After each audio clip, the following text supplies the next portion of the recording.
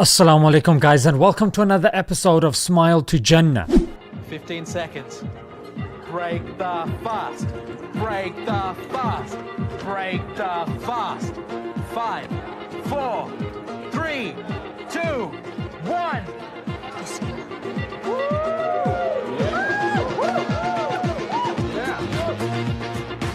Yes. No. This is allegedly a clip on a Netflix show showing a Muslim woman breaking her fast with a shot of tequila while saying Bismillah, which translates as in the name of Allah. You are a disgusting person. To Jannah.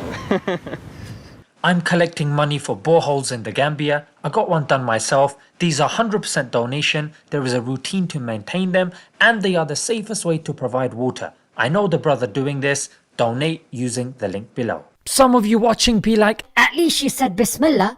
Don't judge her. You don't know what's inside her. excuse me, we do. Alcohol!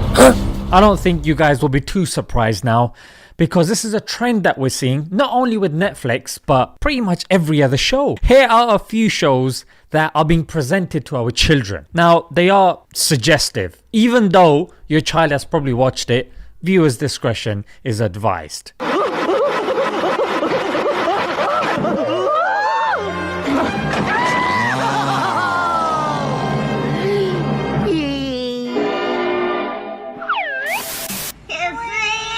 Blow.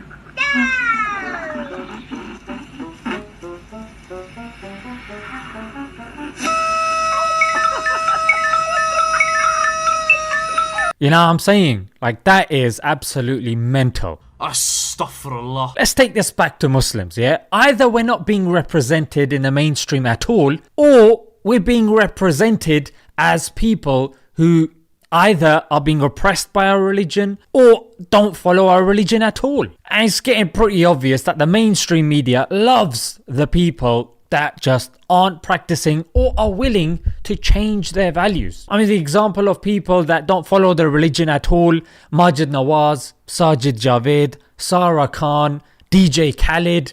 And these are the people that are going to get the shows, that are going to get the promo, the government contracts. And the example of the others that start off from the grassroots, yeah, and that go in as decent Muslims and somehow end up changing their values such that they become exactly what the mainstream wants. Yeah, you got the likes of Sadiq Khan, Guzibe, Ilhan Omar and the likes. Now here's some exclusive footage that I managed to attain at the BBC deciding which Muslims to bring on. Alright mate, we've got to do a documentary on Muslims. Sounds pretty straightforward, boss. Who are we gonna call? Alright, pretty straightforward. Let's see what's in Islam, yeah? Homosexuality is not permissible in Islam. Get a gay guy. Praying 5 times a day is a pillar of Islam. Get someone who doesn't pray. Free mixing is not allowed in Islam. Make it a place where you got a free mix. Quran and Hadith are the primary sources. Get people who don't know all of that, mate. Now what, boss? We see how they react, innit?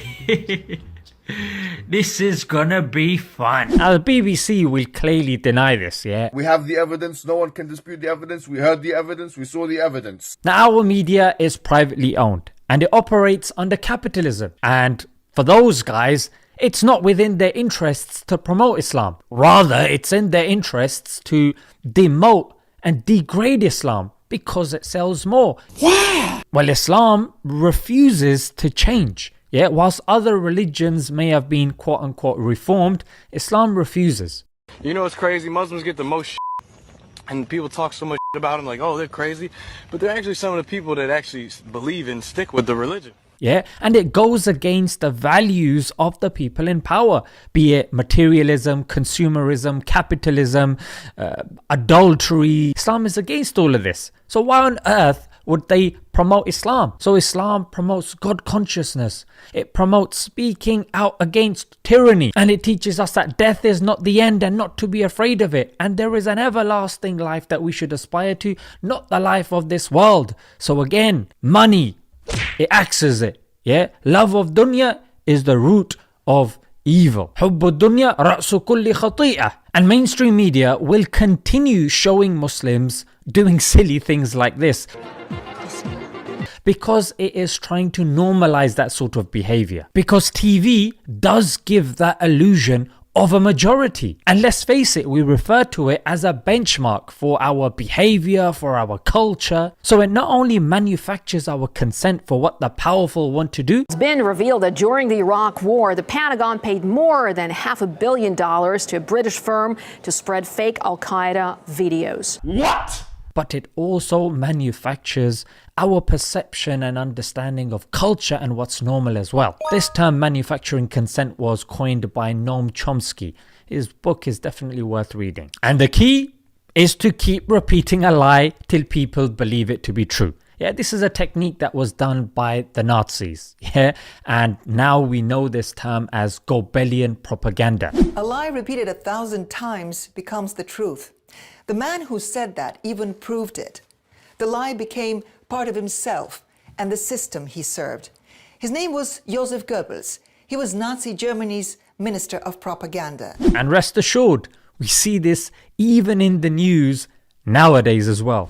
I scream, you scream, you know the rest. I scream, you scream, you know the rest. I scream, you scream, you know the rest. Mike Myers says, yeah, baby. Mike Myers says, yeah, baby. Mike Myers says, yeah, baby. Mike Myers says, yeah, baby. So what's the solution? Am I just going to sit here and tell you guys this is evil and stay away and look. I know what's practical, yeah? Telling your kids not to watch this stuff is simply not practical, yeah? But I will say be very cautious with what you watch because it is your diet. Yeah, it does affect your mind and your daily action. And basically, I feel like your diet isn't only what you eat. It's what you watch, it's what you read, it's what you listen to. And so I'm mindful of what I ingest. That being said, it's not always going to be practical for you to tell your kids, don't watch this and keep them away from that. I mean, we don't use this mentality when it comes to other things. When they go outside, we tell them about stranger danger. If you see somebody, don't take sweets from them. Don't go towards them. We don't say, oh, there's evil outside, just stay in and never go out. Yeah. So likewise, when you're watching TV, yeah, especially these questionable programs, if you do have to watch them with your kids, and afterwards you have to sit down for 5-10 minutes. Go over it. Tell your kids what propaganda tools were being used. Tell them and analyze. Don't just walk away and let those ideas fester in their minds and go into their subconscious. Dissect it, analyze it, give them that time. Next time, they're going to be equipped with those tools. So even when you're not around to supervise them or the teacher's not around to supervise them, they will still be able to see through the propaganda and the lies and the nonsense and the trickery. This is the best advice I can give. Equip your kids, because with cartoons and stuff like that, you can't always be around. Yeah. So it's not always going to be practical, but you can equip them such that they can do this themselves. Yeah. Make it a muscle memory. Do it with them so much that eventually when they start doing it themselves, then they're going to be solid, mate. Yeah. Use Goebbelian propaganda, but instead of repeating a lie, repeat the truth so many times that it becomes second nature to them. Yeah. All right, guys, let's leave it there. Until next time. There is a war going on. The battlefield's in the mind. And the prize is the soul. So, just be careful. Be very careful. Assalamu alaikum.